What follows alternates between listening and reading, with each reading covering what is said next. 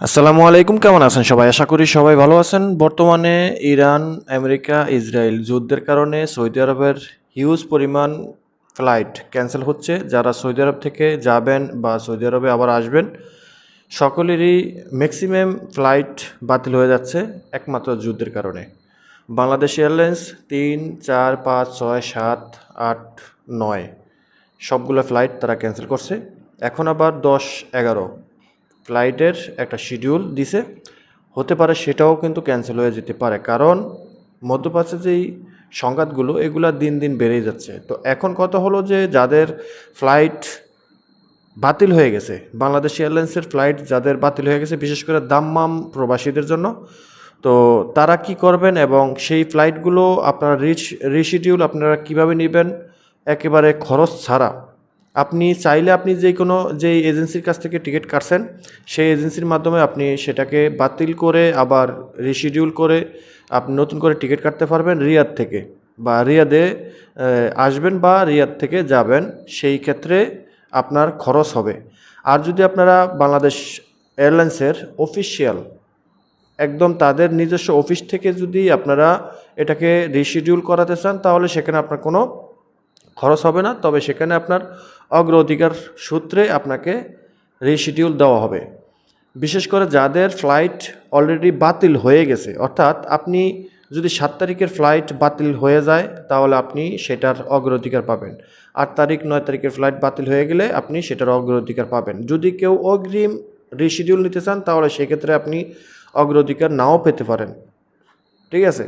তো এখন কথা হলো যে আপনি এই যে রিশিডিউলটা আপনি কিভাবে নেবেন? যদি আপনি দাম্মামে বাংলাদেশ থেকে দাম্মামে আসার যাত্রী হয়ে থাকেন এবং সেক্ষেত্রে আপনার টিকিটটা যদি ৯ তারিখ বা ৮ তারিখের শিডিউল ক্যান্সেল হয়ে থাকে বা বাতিল হয়ে থাকে, তাহলে আপনাকে যেটা করতে হবে, বাংলাদেশ থেকে আসার যে যাত্রীরা আপনারা ঢাকা মতিঝিলের বাংলাদেশ এয়ারলাইন্সের অফিসে যাবেন। তাদের নিজস্ব যে অফিস মতিঝিলে বাংলাদেশ এয়ারলাইন্সের, সেখানে যাবেন। সেখানে গিয়ে আপনি যখন বলবেন যে আপনার টিকিটটা বাতিল হয়ে গেছে, আপনি আসতে পারেন নাই সৌদি আরবে বা প্রবেশ করতে পারেন নাই, তো সেই ক্ষেত্রে আপনাকে তারা আপনার অগ্রাধিকার ক্ষেত্রে আপনাকে রিয়াদে ফ্লাইট দিবে। রিয়াদে দেখ কিংবা জেদ্দাতে দেখ, যেখানে তারা শিডিউল পাবে সেখানে আপনাকে দিবে। সেখানে আপনার কোনো রকম খরচ হবে না। তারা আপনাকে শুধু অগ্রাধিকার ক্ষেত্রে, যেহেতু আপনার টিকিটটা বাতিল হয়ে গেছে, আপনি আসতে পারেন নাই সৌদি আরবে, আপনার কারণে আপনি আসতে পারেন না সেটা এমন তো না, আপনি এই বিমানের কারণে বা বিমানের ফ্লাইট বাতিল করছে যার কারণে আপনি আসতে পারেন না, সেই ক্ষেত্রে আপনাকে আরেকটা সিট দিবে রিয়াদে অথবা মক্কায় কিংবা জেদ্দায়, যে কোনো একটা রুটে আপনাকে টিকিট দিয়ে দিবে। তবে আপনি দাম্মামের রুটে আসতে পারবেন না, কারণ দাম্মামে ভয়াবহ অবস্থা। দাম্মামে যত হামলা আসে সব দাম্মামে আসে। ঠিক আছে? তো আপনি অবশ্যই বাংলাদেশ থেকে আসার যাত্রী হলে আপনি ঢাকা মতিঝিল বাংলাদেশ এয়ারলাইন্সের অফিসে যোগাযোগ করবেন, সরাসরি সেখানে যাবেন। সেখানে গিয়ে আপনি সুন্দর করে বুঝিয়ে বলবেন যে আপনি ফ্লাইট বাতিল হয়ে যাওয়ার কারণে আপনি ৯ তারিখের ফ্লাইটে যেতে পারেননি বা আসতে পারেননি, তাহলে তারা আপনাকে রিয়াদ দিয়ে অথবা জেদ্দা দিয়ে আপনাকে পাঠানোর ব্যবস্থা করবে। আর যদি আপনি যে এজেন্সির মাধ্যমে টিকিট কাটছেন সেই এজেন্সির মাধ্যমে যদি আপনি এটাকে রিশিডিউল করতে যান, সেখানে আপনি দেখা গেছে টিকিটটা ক্যান্সেল করবেন এবং সেখানে রিফান্ড করবেন। রিফান্ড আসতে সময় লাগতে পারে এবং আপনি আবার নতুন রুটে নতুন করে টিকিট কাটতে হবে। তো সেখানে আপনার একটা হ্যাসেল আছে এবং আপনার খরচের বিষয় আছে, খরচও হবে অনেক। তো এই সমস্যার মধ্যে না পড়তে চাইলে আপনি সরাসরি মতিঝিল অফিসে যাবেন। এবার আসি যারা দাম্মাম থেকে দেশে যাবেন, দাম্মাম থেকে অনেকে টিকিট কাটছেন ৮ তারিখ, ৯ তারিখের, তাদের যদি টিকিট বাতিল হয়ে থাকে, যেহেতু ফ্লাইট বাতিল হয়ে গেছে, তার মানে আপনার টিকিটটাও বাতিল হয়ে গেছে বা ফ্লাইটটাও বাতিল হয়ে গেছে, তো সেই ক্ষেত্রে আপনাকে খোবারে যেতে হবে। দাম্মামের খোবারে বাংলাদেশ এয়ারলাইন্সের অফিসে যাবেন। সরাসরি তাদের অফিসিয়াল যে অফিস আছে সেই অফিসে যাবেন। সেই অফিসে গিয়ে ঠিক একই কাজ করবেন। সেই অফিসে গিয়ে ঠিক একইভাবে কথা বলবেন যে আপনার ৯ তারিখের বা ১০ তারিখের হোক বা ১১ তারিখের হোক, যেই তারিখের আপনার টিকিটটা বাতিল হয়েছে, ফ্লাইট বন্ধ করে দেওয়ার কারণে আপনি যেতে পারেননি বা আসতে পারেননি, ঠিক একইভাবে আপনি খোবারের যেই বাংলাদেশ এয়ারলাইন্সের অফিস আছে সেখানে যাবেন। আপনারা বাংলাদেশ এয়ারলাইন্সের অফিসিয়াল লোকেশনটা আপনি মোবাইলের মাধ্যমে বের করতে পারবেন খোবারের, ঠিক আছে, বা যে কোনো কাউকে জিজ্ঞাসা করতে পারেন, অথবা বাংলাদেশ এয়ারলাইন্সের যে অফিসিয়াল নাম্বার আছে তাদের সাথে যোগাযোগ করলে তারা আপনাকে ঠিকানাটা দিয়ে দিবে, অথবা আপনি যে এজেন্সির কাছ থেকে নিছেন টিকিটটা বাংলাদেশ এয়ারলাইন্সের তাদের কাছ থেকেও আপনি সংগ্রহ করতে পারেন। আশা করি বুঝতে পারছেন। তো এইভাবে আপনারা টিকিট যদি বাতিল হয়ে যায় আপনারা সরাসরি অফিসে যাবেন, অফিসে গিয়ে সুন্দর করে বলবেন যে আমার 9 তারিখের টিকিটটা বাতিল হয়ে গেছে, আপনাদের ফ্লাইট যায়নি কারণে, ঠিক আছে, এখন আমি ইমার্জেন্সিভাবে দেশে যেতে হবে, আমার এই সমস্যা, বা আমার এক্সিটের মেয়াদ শেষ হয়ে যেতেছে, আমার এক্সিটের মেয়াদ আছে এতদিন, একদিন আছে বা 2 দিন আছে, তখন তারা আপনাকে অগ্রাধিকার ক্ষেত্রে আপনাকে দ্রুতভাবে রিয়াদ থেকে অথবা জেদ্দা থেকে আপনাকে ফ্লাইট করিয়ে দিবে। শুধু এখানে আপনার কষ্ট হবে যে আপনি যদি দাম্মামে থাকেন দাম্মাম থেকে রিয়াদে আসতে হবে, অথবা জেদ্দাতে আসতে হবে, কিংবা মক্কা আসতে হবে। তো আপনাকে যেখান থেকে শিডিউল তারা পায় সেখান থেকে আপনাকে সিট দিয়ে দিবে। আপনারা যদি দাম্মাম থেকে যাওয়ার লোক হয়ে থাকেন আপনি তবে সুন্দর করে বুঝিয়ে বলতে হবে আপনার ভিসার মেয়াদ আছে কি না।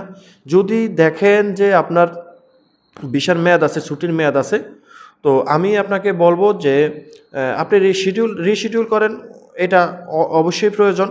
তো রিশিডিউলটা যে করবেন সেটা যদি আপনি চান যে একটু এই কয়দিন পরে নিতে, সেটাও নিতে পারেন, যেহেতু আপনার এক্সিটের মেয়াদ আছে, এক্সিট রিএন্ট্রি ভিসার মেয়াদ আছে। মনে করেন আপনি এক্সিট রিএন্ট্রি ভিসা লাগাইছেন, ছুটি অর্থাৎ ছুটি লাগাইছেন, ছুটিটা কিন্তু 2 ধরনের হয়, একটা হলো আপনার এয়ারপোর্ট ছুটি আর একটা হলো রানিং ছুটি।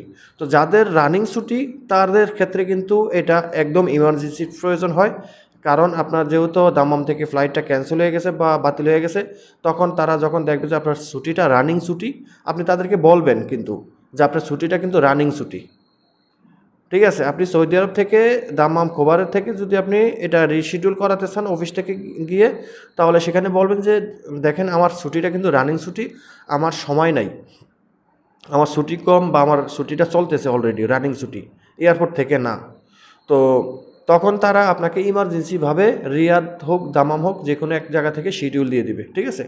আর যদি আপনার ছুটিটা এয়ারপোর্ট ছুটি হয়, ঠিক আছে, এয়ারপোর্ট ছুটি মানে হলো যে আপনি এয়ারপোর্টে ঢুকবেন, ইমিগ্রেশন কমপ্লিট করবেন, ফিঙ্গার দিবেন, তখন থেকে আপনার ছুটিটা কাউন্ট করা হবে, তখন থেকে আপনার ছুটির হিসাব করা হবে, ঠিক আছে, 1 দিন 2 দিন করে তখন থেকে কমবে।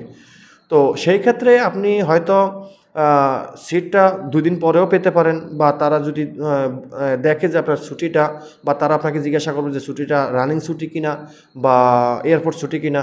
যদি তারা দেখে যে এটা আপনার এয়ারপোর্ট ছুটি, তখন তারা হয়তো আপনাকে শিডিউলটা আরও 2 দিন পরেও দিতে পারে, 5 দিন পরেও দিতে পারে, কিংবা তার পরের দিনও দিতে পারে। তবে সেটা আপনি তাদেরকে বুঝিয়ে বলতে হবে যে দেখেন আমার যাওয়াটা খুব ইম্পর্ট্যান্ট, ঠিক আছে, আমার এই সমস্যা আছে, আপনার সমস্যার সমাধান, সমস্যার কথাটা বলবেন, তারা দ্রুতভাবে আপনার টিকিটটা রিকনফার্ম করে দিবে অন্য জায়গা থেকে, ঠিক আছে।